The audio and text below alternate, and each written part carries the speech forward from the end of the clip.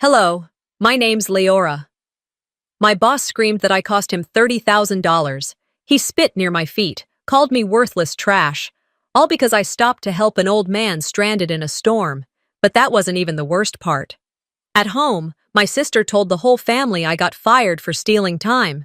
No one asked if it was true. No one cared. I thought I was walking into a firing. Instead, I stepped into a boardroom and saw the man I had saved sitting at the head of the table. You ever wonder what it takes to be seen when your whole life you've been invisible? The wind nipped at my face as I stepped outside, my coat too thin for the cold creeping in from the edges of November.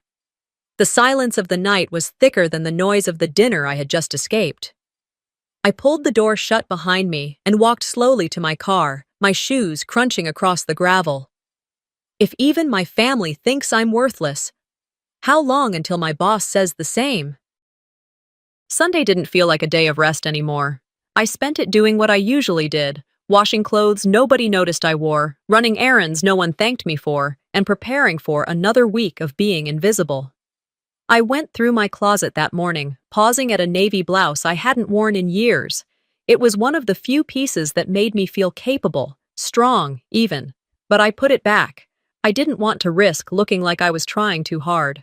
By 5:30, I was walking up the steps of my parents' home in Scranton. The house looked the same as it always had. Same shutters, same chipped walkway, same porch light that flickered like it had better places to be. Inside, the smell of roast chicken and mashed potatoes filled the air. For anyone else, it might have smelled like comfort. For me, it smelled like obligation. Everyone was already seated when I came in. Callista was at the head of the table, not because she was the eldest, but because she had claimed that spot years ago and no one dared contest it. She wore her usual professional smile, a crisp cream blouse that looked like it had been steamed 5 minutes ago, and her hair swept into that perfect bun she probably paid someone to do. Her husband Jason sat beside her, nodding attentively as she spoke.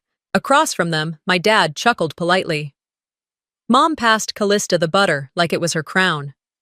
I slid quietly into the empty seat at the far end, next to the wall where the thermostat used to be. No one looked up. I poured myself a glass of water. So, Callista said, placing her fork down and dabbing her mouth.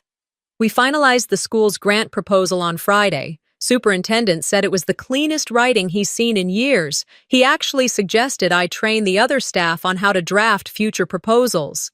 Of course he did. Jason nodded with practiced admiration. You're a powerhouse, babe. Really impressive, Mom chimed in, slicing her chicken. Honestly, we always knew you were built for leadership. Dad turned to Callista with that glint in his eye he used to have when I brought home good grades in high school, back when I was still someone. Maybe we should get you on the school board, huh? Callista waved a hand modestly. Well, let's see what the district says. I wouldn't say no. The rest of dinner followed that rhythm, Callista's voice filling the room like a news anchor, everyone else playing supporting cast. I kept chewing, swallowing, waiting for a lull in conversation. When it came, I cleared my throat. Work's been intense lately. We're short 2 drivers, and I had to help coordinate an emergency delivery to Chicago. Oh, that reminds me, Callista interrupted. One of my students' parents is from Chicago. He brought in deep dish pizza for the whole class on Friday. So sweet. The kids were bouncing off the walls, though. And that was it. My story. Dismissed. Swallowed by cheese and crust. I pushed my food around the plate. I shouldn't have expected anything. The pattern was too old now to be surprising. I had my role to play. Nod, smile, fade. When dessert was brought out, I overheard Callista showing Mom an email on her phone. Mom squinted, then laughed. Oh, that's funny. You accidentally wrote Laura instead of Lyora on the dinner invite. I looked up. I just used the autofill from last year, Callista said, shrugging. Must have saved wrong. Sorry, sis. I forced a chuckle. It's fine. But it wasn't. My own sister didn't know how to spell my name, and my mother laughed. I should have stayed quiet. But something in me snapped. Actually, I said, my voice low but firm. I've been working 12-hour shifts since we lost 2 drivers. I managed a 3-hour reroute that saved us almost 15 grand in penalties last month. Not that anyone here ever asks. There was a pause. For a split second, I thought maybe they'd see me. Callista set her fork down again. Leora, look, I don't mean to be rude, but we all have our own stress. Jason's working 6 days a week. I'm managing 2 departments and mentoring new teachers. It's not always about you. And then, the line I'd never forget. In this family, you're just a shadow. Stop acting like you matter. The table went silent. No one said anything. Not Dad, not Mom, not Jason. The mashed potatoes on my plate looked blurred through the sudden sting in my eyes. I stood up, took my dish to the sink, and rinsed it. My hands shook. I didn't look back when I grabbed my coat. The cold air outside hit me harder this time. I fumbled for my car keys, gripping them like they were the only proof I existed. I sat behind the wheel, staring at the dashboard for a long time before turning the ignition. I didn't cry. I'd already cried that week, and last week, and the week before.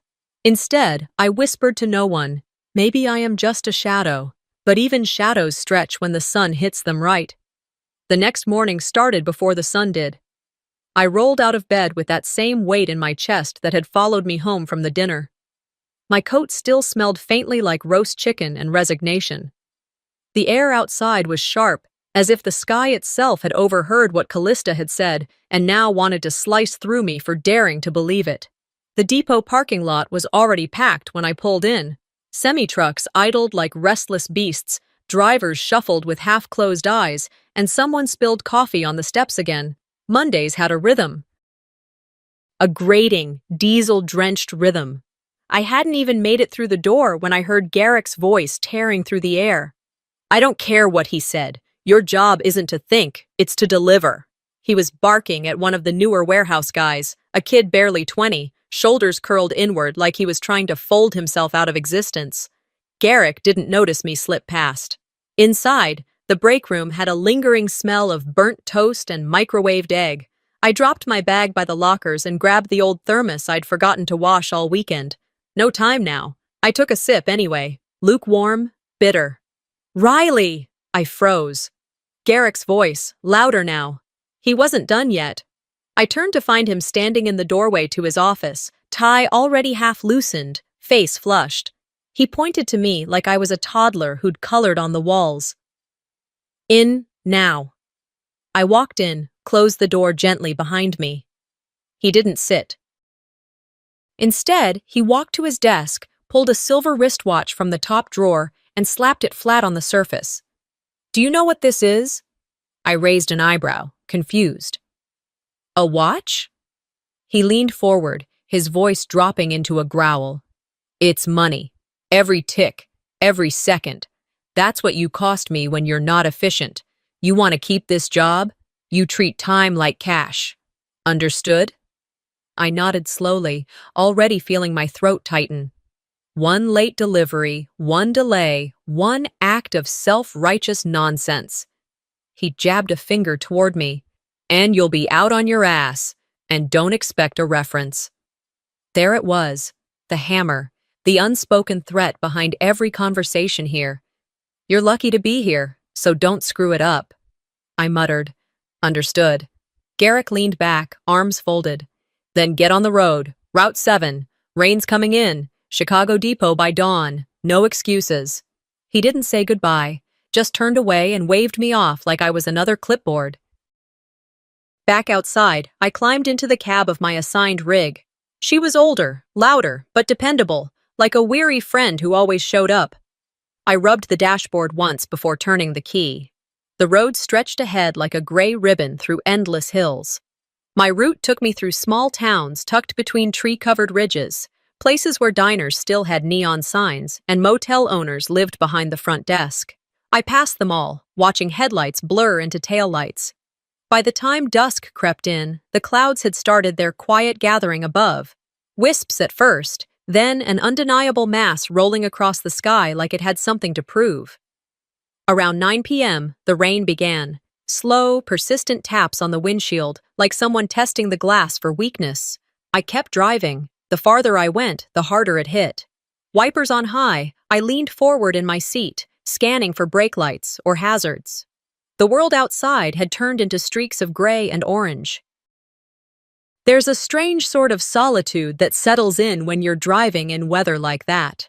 A heavy, endless silence that wraps around your thoughts until all you can hear is yourself. I thought about Garrick's face, the way his words snapped in my ears like broken twigs. I thought about Callista, her perfect posture, the smug smile she wore when she told me I was just a shadow. My hands gripped the wheel tighter, and then I saw them. Hazard lights, faint and flickering ahead, right at the bend where the trees curved in and visibility dropped to almost nothing. I eased off the gas, blinked rain off the windshield. The lights weren't moving. As I got closer, I could make out the outline of a sedan. Dark, older, hood up, steam rising. The car was angled awkwardly off the shoulder, one tire flat, the other spinning slightly like it hadn't given up yet. And there he was, an old man, drenched through, one hand raised in the air, the other clutching something close to his chest. I slowed. It wasn't protocol. Garrick's voice echoed in my head. No unscheduled stops, liability, delay, termination. But the man, he looked so small out there, so completely at the mercy of the storm. I switched on my flashers and slowed further, straining to see what he was holding. As I crept past, my headlights caught it, a photograph, laminated and worn, of a young girl, smiling, missing teeth, pigtails tied in pink. My rig rolled past him by about 50 feet. I pulled over, engine humming. My fingers hovered over the gear shift. This wasn't my problem. That was what Garrick would say, what Callista would say. But as I sat there, staring at the blurry edges of the storm, one thought refused to leave me. What good is my job if I drive past a life? I reached for the door handle. I didn't hesitate. I opened the cab door and stepped down into the storm. The rain was unforgiving, slicing sideways through the beam of my headlights.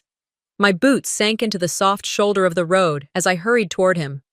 The man looked up, startled at first, then relieved. Up close, he was smaller than I expected. His coat was soaked through, clinging to his arms. His white hair lay flat against his forehead, and his shoes, dress shoes, completely inappropriate for this kind of weather, were caked in mud. He clutched the photograph with both hands like it was a lifeline.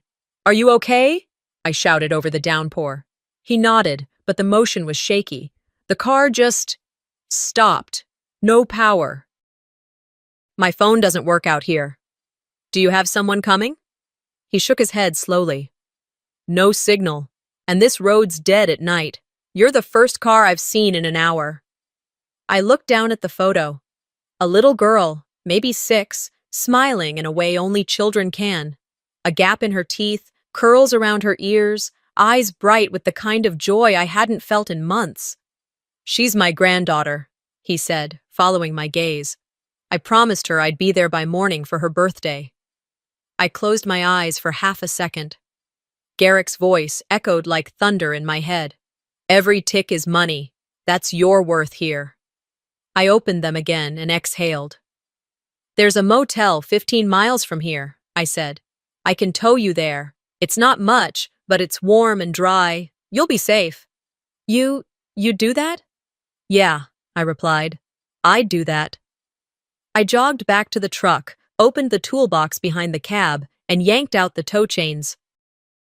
It wasn't the first time I'd hooked up a dead vehicle on the side of a road, but it was the first time I was risking my job to do it. My hands worked quickly despite the cold, the metal slick in my grip. The whole process took about 15 minutes. He helped where he could, but his joints didn't move like mine.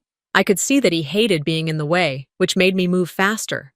When everything was secure, I climbed back into the driver's seat and watched the sedan's headlights bob slightly in the mirror.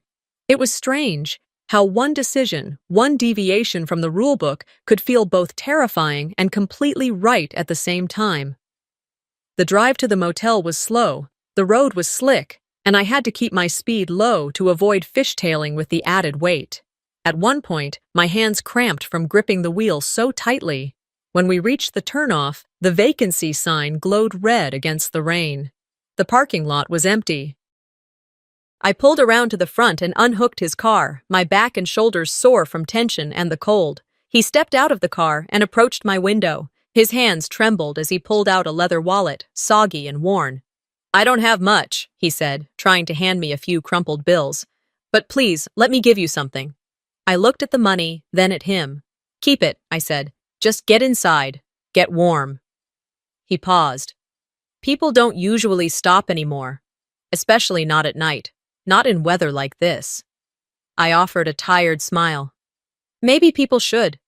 He stared at me for a moment, eyes gleaming behind thick glasses. "I won't forget this," he said, then pressed the photo into my hand. "Take it, just in case you forget what you did." I looked down at the picture again. That smile, those missing teeth. "I won't forget," I whispered. He turned and made his way toward the lobby, shoulders hunched, vanishing into the sliding glass doors. I didn't wait.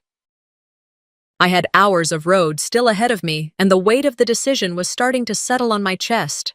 The drive back to the depot was a blur of wet highways, coffee stops that felt like guilt trips, and the growing certainty that I was already too late. The storm eased, but not my thoughts. By the time I pulled into the depot lot, dawn had begun to stain the sky, casting a gray light over the warehouse. I parked the rig and climbed down slowly. My legs were stiff. My face felt hollow. Inside, the air was buzzing. Someone must have seen me pull in, because heads turned when I entered the break room. One of the guys I barely knew nodded toward the hallway.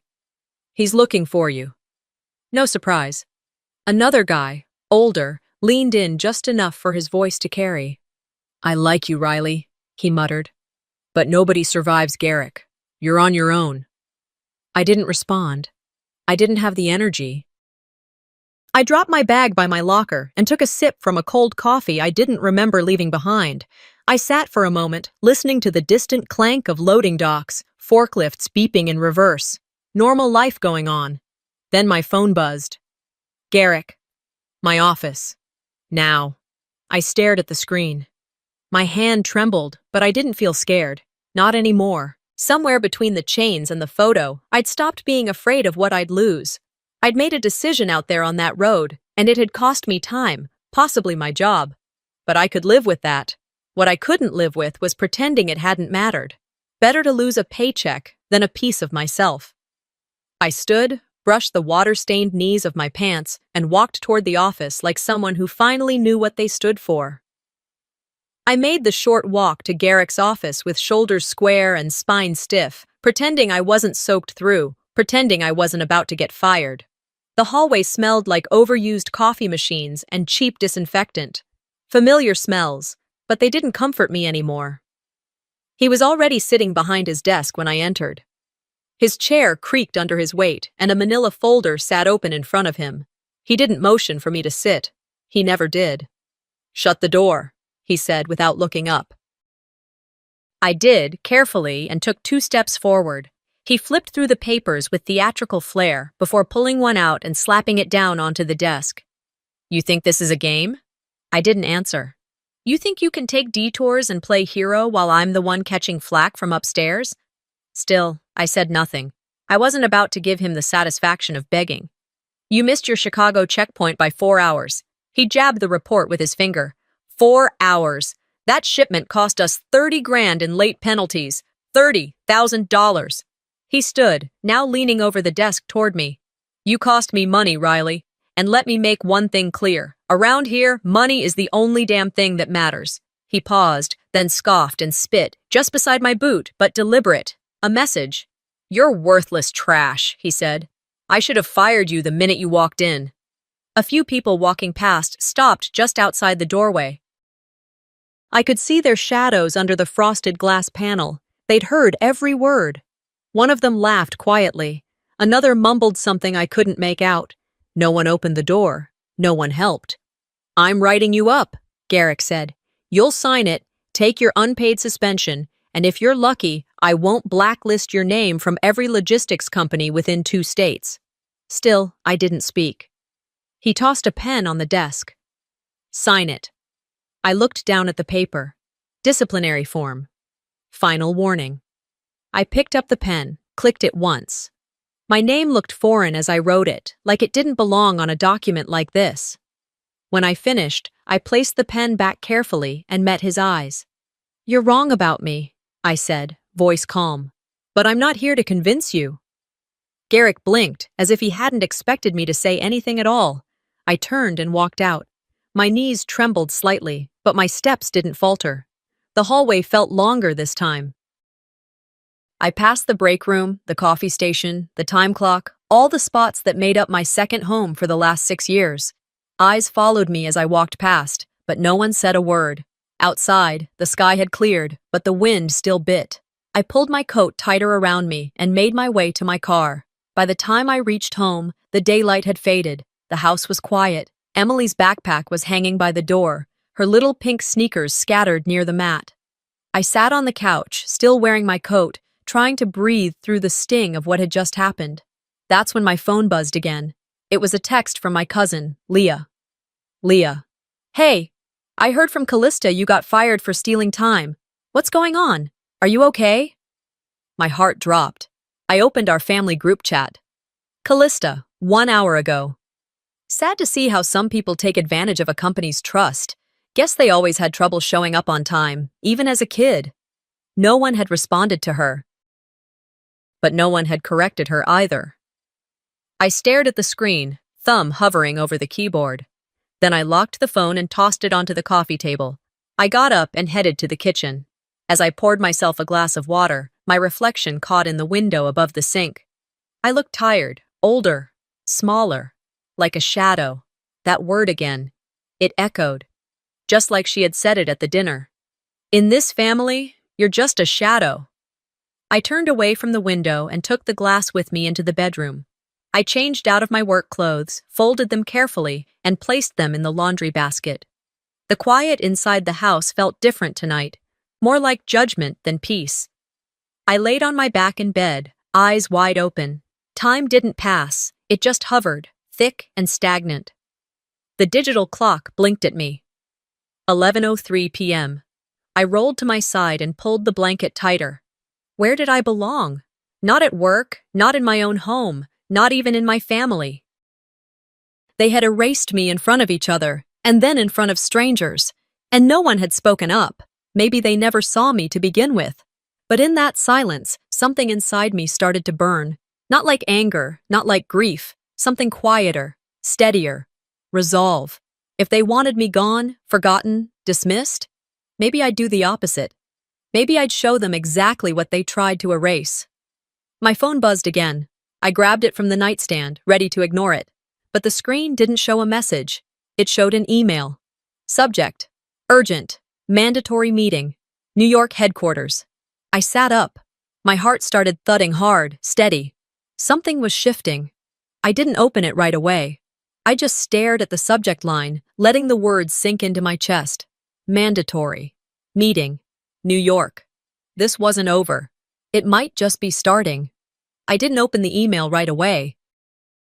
I just sat there on the edge of the bed, staring at those words on the screen like they were written in another language. Mandatory meeting, New York headquarters. 3 words that could end everything or somehow change everything. I placed the phone face down on the nightstand, exhaled slowly, and got up. The house was quiet. Too quiet. My body ached from the tension of the past few days, and my mind felt like it was trying to protect me from thinking too far ahead. In the kitchen, the overhead light flickered slightly, same way it had for the past 2 winters. I didn't bother fixing it. It reminded me too much of how things in my life seemed to just flicker, never burn steady. I sat down at the table, the one with a small scratch from when I tried to assemble it myself. A stack of unopened envelopes waited like an audience. I slid them toward me, one by one, opening each and laying them out like puzzle pieces. Electric bill, gas, internet, past due, final notice, disconnection warning. I didn't cry. I didn't even frown. I just began organizing them by due date, as if that small act could somehow make them more manageable. I reached over to the cabinet and grabbed the photo of my mother, her smile so familiar, her eyes always patient. I placed the frame gently on top of the bills. "If you were here, You'd probably tell me to breathe and figure it out one piece at a time, I whispered. But I didn't know how to figure it out this time. Just then, the front door creaked open. Aunt Leora? Emily's voice rang through the hallway. I forced a smile, wiped my hands on my jeans, and stood up. In here, sweetheart. She bounced in, her little legs quick across the linoleum floor. Her cheeks were pink from the cold, and she clutched something behind her back. Guess what today is? I smiled, genuinely this time. Your birthday, she squealed. You remembered! I knelt down and hugged her tightly. That small body against mine, full of warmth and hope, it broke me more than any bill could. She stepped back, eyes bright. Did you get the present you promised? That question hit harder than anything Garrick had said to me. I swallowed the lump in my throat and forced my voice to stay steady. I didn't, I said softly. Not yet. Things have been tricky. She tilted her head but didn't look disappointed. Instead, she reached into her coat pocket and pulled out a folded piece of paper. It's okay. I made you one. It was a drawing, stick figures of the two of us holding hands, standing under a rainbow. In big crayon letters at the top, it read, You're my favorite grown-up. I hugged her again, tighter this time. Thank you, baby. I love it. She grinned. You're still coming to my party later, right? I wouldn't miss it. Just then, Callista's voice cut through the room like an icy draft. Some people can't even keep the smallest promises, she said, standing in the doorway with her arms crossed. I looked up slowly. It's not that simple, Callista, she scoffed. It never is with you, is it? Emily looked between us, sensing the shift, then slowly backed away toward the hallway. I'll go draw some more, she mumbled, before disappearing. Callista stepped into the kitchen, eyes fixed on the stack of bills, the photo of Mom on top. You should really start thinking about moving out, she said. This arrangement isn't permanent. I stood up. It never was. I'm just trying to get through the week. Always a victim, aren't you? I clenched my fists at my sides. You don't know anything about what I've been dealing with. She shrugged. I know what Leah told me, that you got fired for stealing company time. My heart dropped. That's not what happened. But it's what people are saying, she said casually. And you know how fast things spread. She poured herself a glass of water like we were having a polite conversation. I risked everything to help someone, I said, voice shaking. I made a choice I knew could cost me. And you take that and twist it into something ugly for what? So you can feel better about your perfect life? Callista set the glass down a little too hard. You've always had excuses, since we were kids, and honestly, I'm tired of pretending like you're some misunderstood hero. You just make bad choices and expect pity. No, I said. I make hard choices, and I live with them. We stared at each other for a moment, decades of silence and tension coiling between us like a frayed rope ready to snap. She turned without another word and walked out. I stood alone in that kitchen, the bills still spread out, the photo of my mother staring back at me. I wanted to scream. I wanted to curl into myself and disappear. But instead, I took a deep breath, picked up the drawing Emily had given me, and walked back to my room. I laid on my bed, eyes fixed on the ceiling. Bills I couldn't pay. A boss who saw me as a burden. A sister who seemed to delight in pushing me further down. And now I had let down the one person who believed in me. The idea of disappearing didn't feel so distant anymore, but just as I started to sink into that thought, I felt the paper in my hand. Emily's drawing. You're my favorite grown-up. That sentence pulled me back. I turned and reached for the phone. Opened the email. Mandatory meeting. New York headquarters. Tomorrow, 9:00 a.m. Sharp. I whispered to myself, this is it. The end. I didn't sleep much that night. I lay in bed with the phone on my chest, the screen dark, my mind flooded with worst-case scenarios. I kept picturing Garrick's face at that desk, how his words had spit venom straight into my skin, and now, Now I was being sent to headquarters in New York. Not just a phone call, not a write-up, a meeting, in person. By 5:30, I was sitting on the 6:12 a.m. train headed east. The world outside blurred through the window. Bare trees, cracked billboards, fog hanging low like it didn't want to lift. I hadn't been to the city in years. The last time was with my mom, before she got too sick to travel. I remembered her holding my hand as we walked through Grand Central, her voice full of wonder at the chandeliers. I tried to hold on to that image now, like armor. The train rattled over tracks that groaned under its weight. I clutched my coat tighter and kept my eyes on the buildings as we passed them. Row homes with paint peeling, boarded-up diners, abandoned gas stations. Each one whispered, "You're not built for this place." I pulled out my wallet and flipped it open. Tucked behind my ID was the photo of Mom. I stared at it, her smile familiar and calm. "Help me get through this," I whispered. Just this. 2 hours later, I stepped off the train into a swirl of cold wind and hard pavement. The city was already alive, honking horns, quick footsteps, cell phones glued to faces. I felt invisible again, like a ghost moving through bodies. I walked the 8 blocks to the corporate tower, my boots clicking against the concrete, hands stuffed deep into my pockets. When I reached the building, I looked up, and it nearly swallowed me whole. 50 floors of glass and steel, a monument to power. Inside, the lobby gleamed. Polished floors, an art installation that looked like it cost more than my yearly salary, people in suits with straight backs and practiced smiles. I kept my head down and approached the reception desk. "Leora Riley," I said quietly. "I have a 9 a.m. meeting." The woman behind the counter typed something, gave me a polite nod, and handed me a visitor badge. 29th floor, she said. Executive suite. I stepped into the elevator and pressed the button. As it rose, the numbers ticked up like a countdown to impact. When the doors opened, the air changed. Everything smelled like new carpet and money. The walls were lined with framed awards. There was a coffee bar in the corner with a machine I didn't know how to use. And there he was, Garrick, standing near the far wall, chatting with a man in a navy suit. When he saw me, his face shifted. Not surprise, not worry, smug, that same satisfied curl in his lip. "Riley," he said as he walked toward me. "Nice of you to show." I nodded stiffly. He lowered his voice as he stepped beside me. "Do us both a favor. Keep your mouth shut in there. Let me handle this. Maybe I can spin this into something that doesn't end with you on food stamps." My jaw clenched. I could feel the pulse behind my eyes. He kept going. "Look, you're not cut out for this company. You know it, I know it. But we can end this clean if you let me speak." I didn't respond. I just stared at the floor-to-ceiling windows behind him. The city spread out like a map, indifferent and sprawling. He misread my silence as obedience.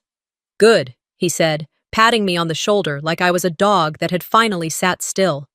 As he turned to walk back to the conference room, I reached into my coat pocket and touched the corner of Emily's drawing, folded neatly and tucked away. It grounded me, reminded me who I was walking in for.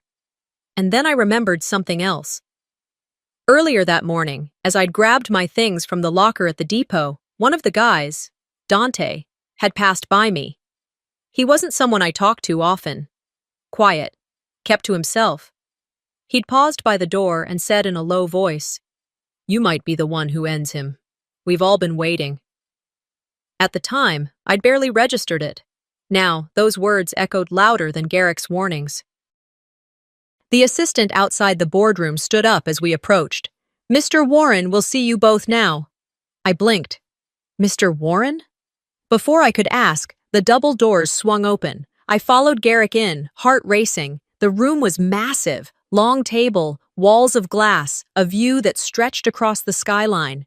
At the head of the table sat a silver-haired man in a tailored suit, his expression unreadable, and next to him, a chair, empty. I took a seat where they told me. Garrick settled in confidently, opening a leather folder like this was his show. I kept my hands folded, palms damp. The man, Mr. Warren I presumed, adjusted his glasses and looked directly at Garrick. We're here today to discuss the Chicago delivery, the penalties, the personnel involved. Garrick leaned forward, eager. Yes, sir. I've prepared a summary of the delay, the financial losses, and the disciplinary actions taken. I believe we handled the matter internally with appropriate, Mr. Warren raised a hand. Let's not get ahead of ourselves. I'll want to hear from both of you. I didn't expect that. Garrick did. He grinned. Of course, But Mr. Warren turned to me. Ms. Riley, would you care to start? My throat went dry. My heart pounded so loudly I was afraid they could hear it. But I swallowed, leaned slightly forward, and met his eyes. Yes, I said. I would. I stepped through the threshold, shoulders drawn and breath held, expecting polished indifference and cold glass stares, and I got that. But I also got something else. The room was vast. Marble floors gleamed under soft lighting, the kind that's meant to look expensive without trying. One wall was nothing but glass, a panoramic view of Central Park, stretching wide and still beyond it. Everything inside the room whispered money, power, silence, the kind of silence that didn't welcome you, it examined you. Garrick walked in like he owned the place. He adjusted his tie, greeted someone across the table with a tight grin, then settled into a chair without being asked. I hesitated. There were two empty chairs at the far end, one facing the boardroom, the other positioned slightly behind it, almost ceremonial, and then I saw him. Seated to the right of the company CEO, wearing a tailored charcoal suit that fit like it was sewn onto him, was the man from the road, the man I pulled out of a storm, who had clutched a photograph of a little girl and asked for warmth, not rescue. His silver hair was neatly combed and his cane rested against the side of his chair. His eyes, clear, unwavering, met mine as I stopped in my tracks. He gave the smallest nod. My legs moved on their own. I sat where they gestured, directly across from the CEO. I could feel Garrick sneaking glances, wondering if I looked nervous enough to be crushed, but I wasn't nervous. Not anymore. I was just waiting. The CEO cleared his throat. Thank you all for coming. Today's meeting was called to discuss the late delivery on the Apex Electronics shipment routed through Scranton. As you both know, the delay incurred a penalty of $30,000. Garrick leaned forward instantly, flipping open his leather folder. Yes, and I've documented the timeline and the corrective action taken on site, he said smoothly. Our driver, Miss Riley here, made an unauthorized stop in the middle of the route. I've submitted a formal disciplinary write-up and... The CEO held up a hand. Before we go further, I'd like to introduce someone. His eyes moved to the man beside him. This is Michael Warren. Some of you may know the name. As of last quarter, Mr. Warren's firm, Northbridge Capital, acquired majority shares in our company. He is now our largest stakeholder, and as of last week, chairman of the board. Garrick went still. The color drained from his face. And Warren? He looked directly at me. There was no performance in his eyes, no theatrics, just quiet steadiness. She didn't cost this company $30,000, he said clearly, addressing the room. She saved something money can't buy. My life. The silence hit harder than any shout ever could. I was stranded in the middle of a storm, he continued. Dead car, no signal. My family didn't even know where I was. If it weren't for this woman, he gestured to me, I wouldn't be sitting here today. I wouldn't have made it to my granddaughter's birthday. I wouldn't be standing behind a company that punishes people for choosing humanity. I didn't move. I could feel the heat rising behind my eyes, but I didn't blink. Not yet. Garrick opened his mouth, but nothing came out. His fingers tightened on the folder in front of him, but he didn't dare flip another page. The CEO leaned back. Mr. Warren asked that we review this incident not as a logistical error, but as a test of our corporate values. I agreed. Warren looked at Garrick now. His tone sharpened just enough to draw blood without raising his voice. You sat across from this woman, he said, and called her trash. For doing the kind of thing this world desperately needs more of. Garrick stammered. I wasn't aware of the full context. I acted within company protocol. Protocol? Warren repeated, voice colder now. Protocol doesn't excuse cruelty. It doesn't excuse humiliating someone who made a judgment call to save a life, my life. One of the board members shifted uncomfortably in his seat. Another looked pointedly at Garrick, then quickly away. I kept my eyes on the tabletop. There was a tiny chip in the lacquered edge, barely noticeable, but it gave me something to focus on while the walls shook around us. Warren turned to me again. "You have nothing to apologize for, Ms. Riley." Then he faced Garrick once more. "But you do." The air dropped in temperature. "You owe her an apology," he said. "Right here. Right now." Garrick swallowed hard. His face was ashen. He glanced around the table, as if searching for someone, anyone, to intervene. No one spoke. Not the CEO, not the assistant near the door. Not even the board member who had smiled when Garrick made his first remark. For the first time since I'd met him, Garrick looked small. He turned to me slowly, lips parted. And I waited, because this time, I wasn't the one who had to speak. He looked at me, his mouth slightly open, as if trying to form words he hadn't practiced. For the first time since I'd known him, Garrick was speechless. He stammered. "I didn't mean—" But the words didn't land. They hovered, weak and without weight, like dust caught in still air. "You owe her an apology," Warren repeated, slower this time. "Not to save face, not because I said so, but because it's the decent thing to do." Garrick's throat bobbed as he swallowed, his eyes shifting from Warren to me, then back again. His lips trembled. "Ms. Riley," he began, voice barely above a whisper, "I apologize for how I handled the situation." I didn't move. He went on, flailing for something that would stick. It wasn't personal. I was following protocol. The delivery was late and— Warren raised a hand. "Stop." The room fell into silence again, heavier than before. "That wasn't an apology," he said firmly. "That was justification." Garrick sat down slowly, the chair creaking beneath him. His shoulders sagged. His usual smugness had vanished. I stayed still, hands resting in my lap, my gaze locked ahead. I wasn't going to save him from this silence. Not anymore. After a pause, I reached into my coat pocket and pulled out the small black notebook I carried every day. I'd never used it for much, just route notes, maintenance logs, driver reminders, but on the night of the storm, I had written everything down, not for defense, just to remember, because sometimes memory was all you had. I placed the notebook on the table and flipped to the page. Quietly, without drama, I turned it toward the CEO and slid it forward. "There," I said. "That's the timestamp, weather conditions, mile marker, description of the car, the man I helped, and why I stopped." The board members leaned forward. One of them pulled it closer, scanning the page. No emotion, just facts, truth written in ink. Warren took it last. He read it slowly. When he looked up, his jaw was tight. "You didn't just act with courage," he said. "You documented it. You knew someone would question your integrity." "I knew he would," I replied simply, nodding toward Garrick. Garrick's face flushed. "This is ridiculous. I've worked here for 17 years. I've delivered numbers, trimmed costs, cleaned up after drivers who couldn't even finish a route without screwing something up. And in that time," the CEO cut in sharply, "you also created a hostile work environment, manipulated internal records, and reallocated bonus funds intended for frontline workers." The room shifted. "What?" Garrick's voice cracked.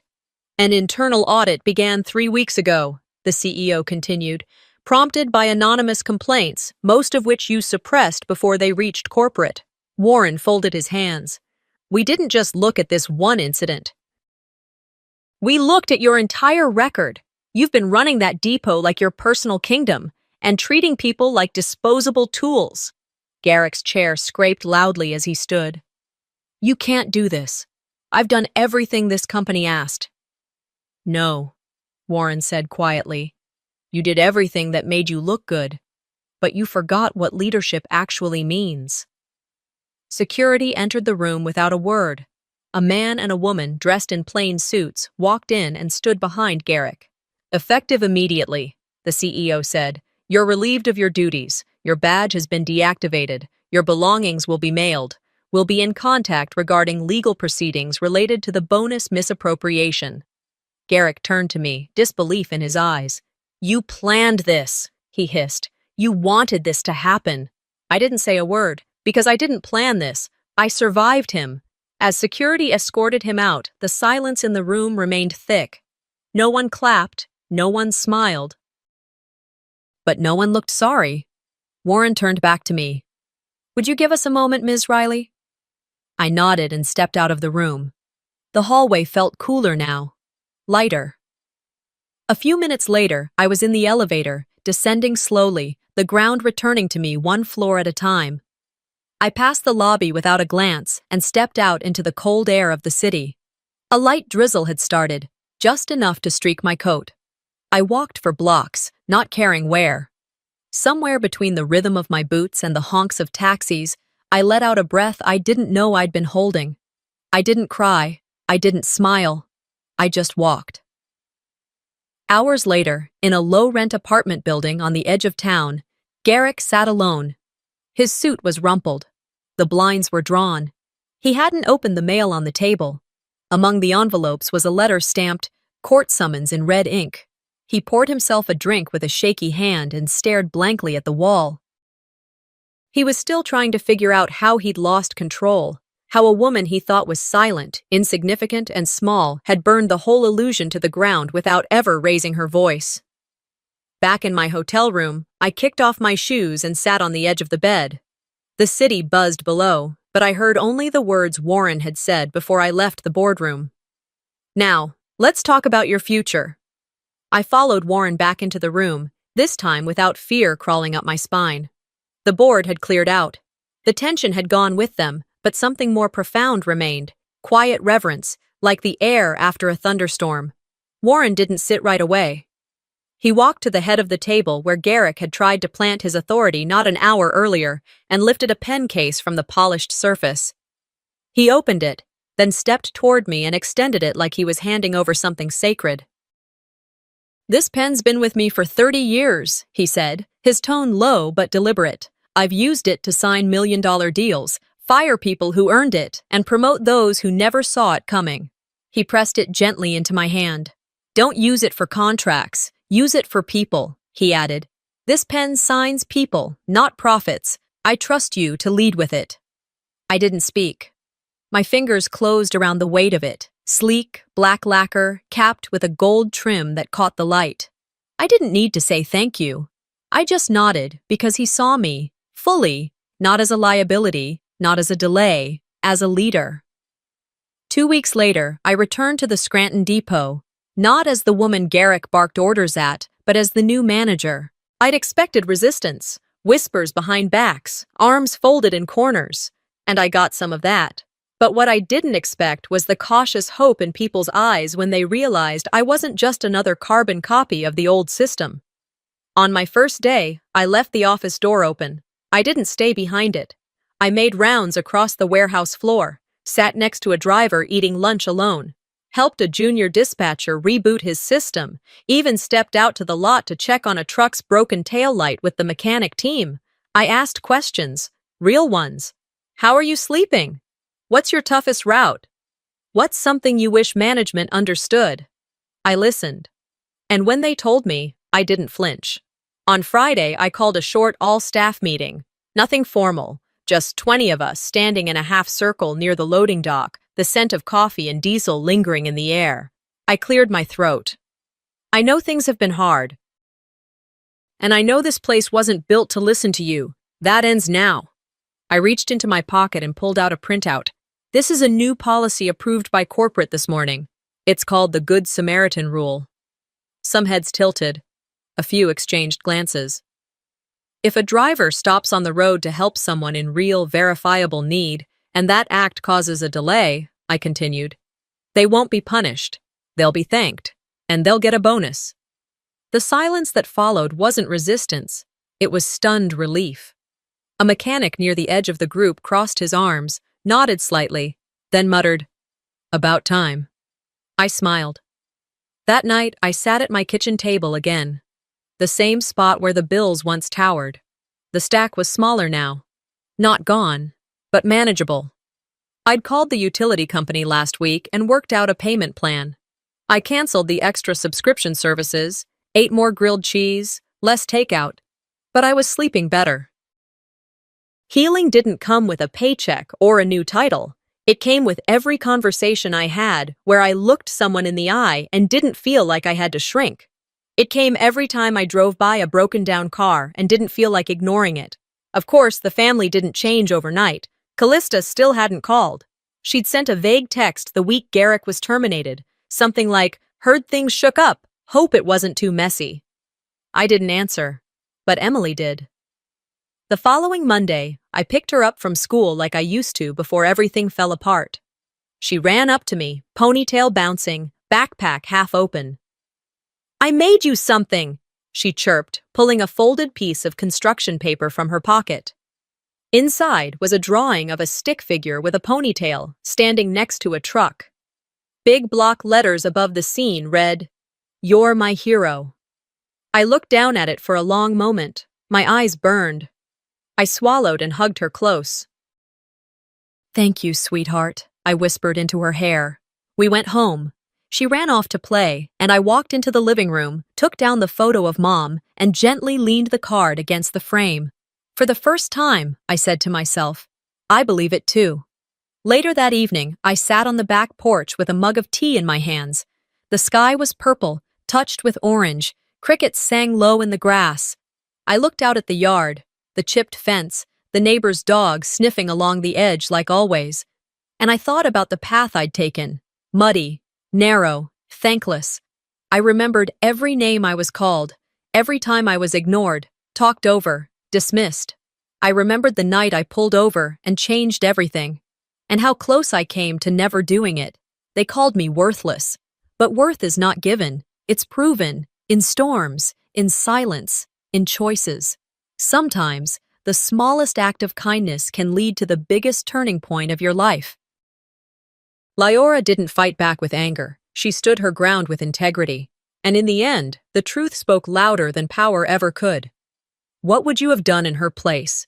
Would you risk everything to do what's right? Let us know in the comments, and don't forget to subscribe for more powerful stories just like this.